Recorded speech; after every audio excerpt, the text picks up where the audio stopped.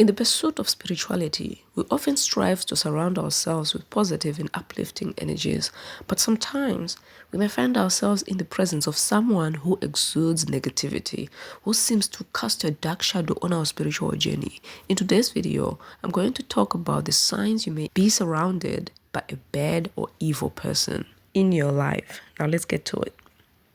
Now, first up, we have they make you feel anxious or uneasy.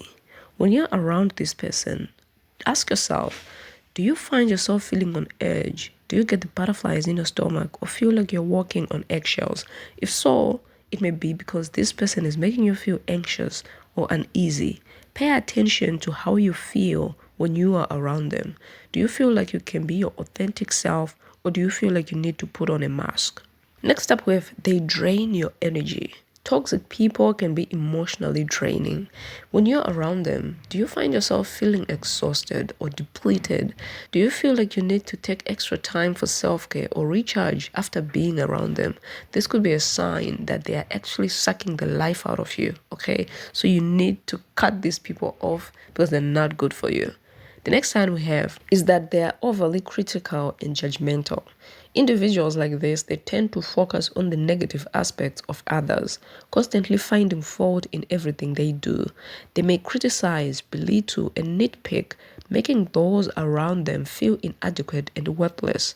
If someone is constantly speaking negatively about you or others, obviously this person is bad for you, but it is actually a sign that they are hiding their own insecurities and lack of self-awareness. Okay, next up we have they lack empathy and compassion. Bad individuals, they often struggle with understanding and relating to the emotions of others. They may not show genuine concern for the well-being of those around them. Instead, they prioritize their own interests and desires above all else. If someone consistently disregards your feelings or fails to offer emotional support, it may be a sign that they actually are lacking empathy themselves. So it shows who they are or what they're going through themselves. It's like a reflection of who they are within. Next up, we have they are dishonest and manipulative. People who are bad, they often use deception and manipulation to achieve their goals. They may lie, exaggerate, or distort the truth to get what they want from others or avoid consequences for their actions. If someone frequently breaks promises, withholds information, or uses guilt trips to control others, it may be a sign that they are actually dishonest and manipulative. You need to be aware of such people because they're actually draining your energy and your potential to be the person that you should be. So take care of that. There's also a lack of accountability. Individuals who are bad or evil, that's right, often blame others for their mistakes or shift the responsibility onto someone else.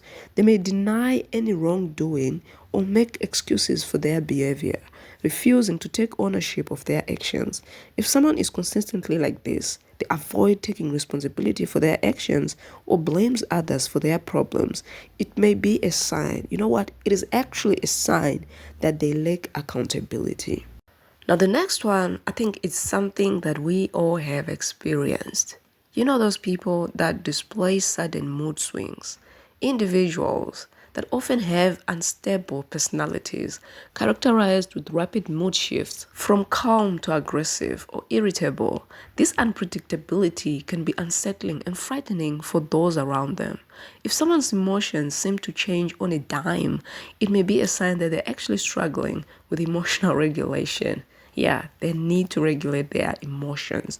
Next up, they have an excessive need for control. Bad people often crave power and control over others. They may try to dominate conversations, dictate what others should do or think, or even resort to coercion or aggression to get what they want.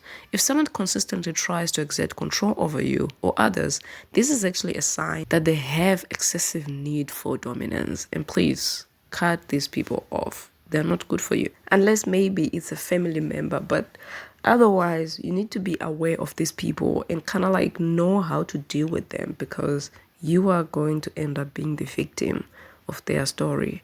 So don't be a victim. Next up, we have unusual intimidation. These people, they are known for their ability to instill fears in others. Actually, some actually say that these people may be demonic. Yeah, because demons as well are known for their ability to instill fear in others. So if someone is consistently trying to intimidate you or bully you, either verbally or physically, it may be a sign that they are not really in their complete sense. Maybe they are possessed by some evil entity. I'm not saying everyone who does this is possessed, but this person is definitely a bad person. So pay attention to their body language, tone of voice, and words. If they are making you feel uneasy or fearful, this can actually be a red flag. Next up, we have they love preying on vulnerabilities. Oh my goodness. The presence of a bad person can actually also be recognized by how they prey on vulnerabilities. Whether it's exploiting your insecurities or using your spiritual beliefs against you, their actions can harm your spiritual development and emotional well being. So, again, look out for such people.